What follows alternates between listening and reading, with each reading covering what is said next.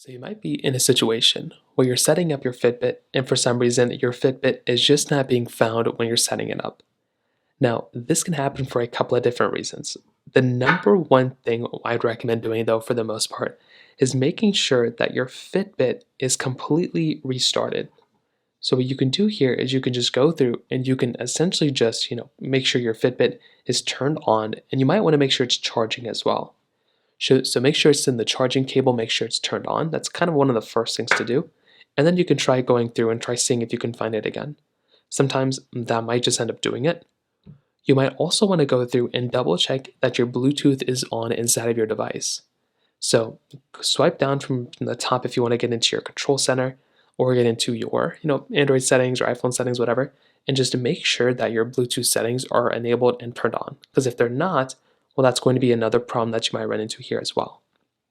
Now, what you're also going to want to try doing is if none of those things are working, you might want to try updating the Fitbit application or reinstalling the Fitbit app.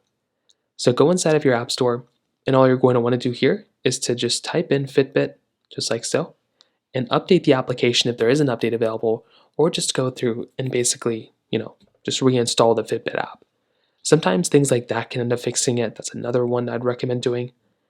On top of that, sometimes your Fitbit application can have some of the older Fitbits installed into it. So what you can also try doing is to remove the other Fitbits that are associated with your device. And you can do that by going inside of your, settings application, just like here. And you might want to double check your Fitbit. So you can see I had my Fitbit connected before. If I click here and if I click on forget this device, this could end up helping my Fitbit app to realize that this is like a new device I'm connecting.